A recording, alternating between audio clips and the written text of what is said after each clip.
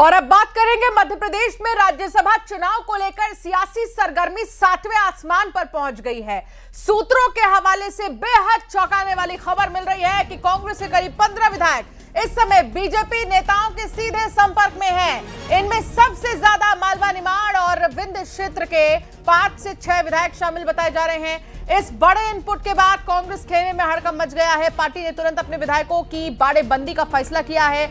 सूत्रों के मुताबिक आज विशेष विमान के जरिए कांग्रेस अपने सभी विधायकों को बेंगलुरु शिफ्ट करने जा रही है, जबकि कुछ सीनियर विधायकों को भोपाल में ही अलर्ट पर रखा जाएगा। इस बीच कांग्रेस ने बीजेपी पर विधायकों को 5-5 करोड़ रुपए का ऑफर देने का बेहद गंभीर आरोप लगाया है। हालांकि इन सबके बीच कांग्रेस प्रदेश अध्यक्ष जीतू पटवारी ने जीत का बड़ा दावा करते हुए कहा कि पार्टी पूरी तरह एकजुट है और उनका कोई भी विधायक बिकने वाला नहीं है। तो अब ये नजरें टिकी हुई है राज्यसभा के चुनाव को लेकर। अब इसको लेकर सियासी सरगर्मी 7वें आसमान पर है। कौन किसके साथ है ये सवाल बरकरार है, लेकिन बड़ी खबर ये आ रही है सूत्रों के हवाले से एक बड़ी खबर ये आ रही है। कांग्रेस के करीब 15 विधायक इस समय बीजेपी नेताओं के सीधे संपर्क में है। इनमें सबसे ज्यादा मालवा निमाड़ और विंध्य क्षेत्र के 5 से 6 विधायक शामिल बताए जा रहे हैं। इस बड़े इनपुट के बाद कांग्रेस खेमे में हड़कंप मच चुका है और पार्टी ने तुरंत अपने विधायकों की बाड़ेबंदी का फैसला किया है। सूत्रों के मुताबिक आज विशेष विमान के जरिए कांग्रेस अपने सभी विधायकों को बेंगलुरु शिफ्ट करने जा रही है और इसके लिए तैयारियां भी पूरी हो चुकी हैं। सुधीर दीक्षित एसोसिएट एडिटर हमारे साथ जुड़ गए हैं।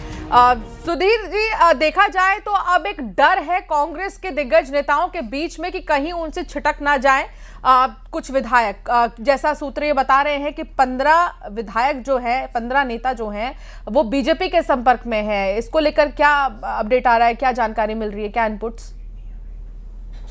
बिल्कुल, देखिए कल जब दोनों नेताओं का नामांकन हुआ था, दोनों पार्टी के तीसरे सीट के लिए जो उम्मीदवार थे मीनाक्षी नटराजन और महेश केवट का जब नामांकन हुआ था, तो नामांकन के बाद से ही ये हलचल तेज हो गई थी कि अब आगे क्या होगा।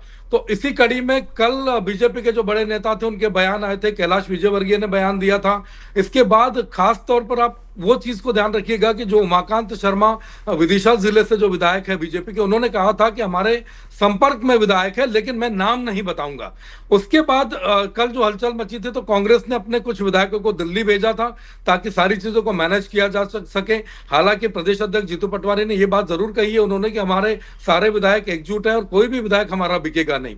लेकिन सूत्र ये बता रहे हैं कि तकरीबन 12 से 15 जो विधायक है वो ऐसे विधायक है जो बीजेपी के कुछ नेता दावा कर रहे हैं कि उनके संपर्क में है या वो क्रॉस वोटिंग कर सकते हैं।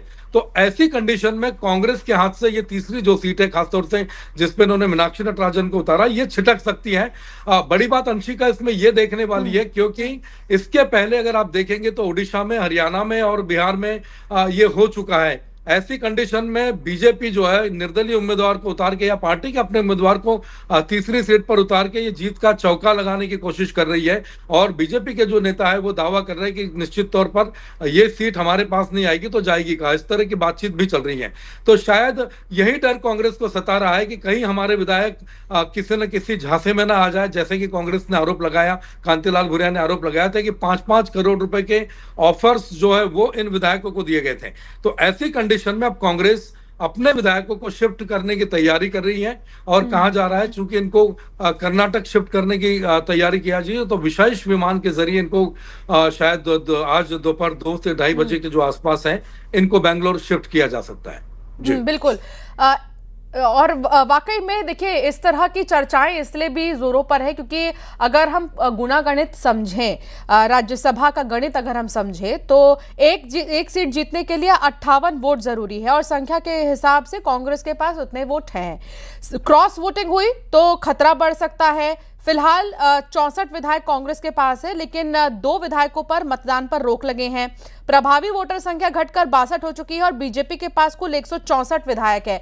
तीसरा उम्मीदवार अगर बीजेपी उतारती है तो क्रॉस वोटिंग का खतरा यहीं पर दिखाई देगा।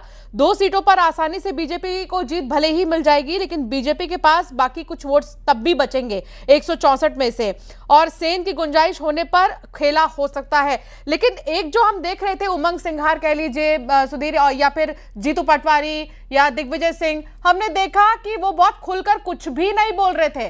जब उनसे मीडिया ने सवाल किया कि आप लोग कहां जाएंगे या आप सारे विधायकों को लेकर कहां जा रहे हैं, क्या है, आपको पता चल जाएगा, देख लीजिए, इस तरह के बहुत शॉर्ट आंसर्स वो दे रहे थे। क्या कुछ भी एक्सपोज करने के मूड में नहीं है कांग्रेस?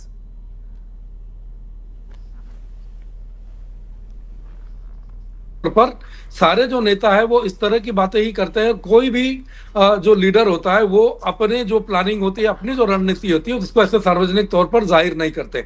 आपने पहले भी देखा होगा, इसके पहले जब कमलनाथ सरकार में विधायकों की खरीद फरोख्त का ये मामला जब आ रहा था, ऑपरेशन लोटस की जब बात चल रही थी, तब भी कुछ इसी तरह के हालात बने थे और इसी तरह से कर्नाटक सबको ले जाया गया था। तो आप एक तरह से देख सकते हैं कि कर्नाटक एक तरह से इस तरह के नाटक का जो है प्रमुख केंद्र या प्रमुख लेबोरेटरी या प्रयोगशाला बन चुका है। तो ऐसी कंडीशन में दोनों ही पार्टियों के नेता रणनीति पर खुलकर कुछ भी नहीं कहते। सबका सवाल जो जवाब है वो यही होता है कि आप इंतजार करिए, समय आने पर सबको पता चल जाएगा।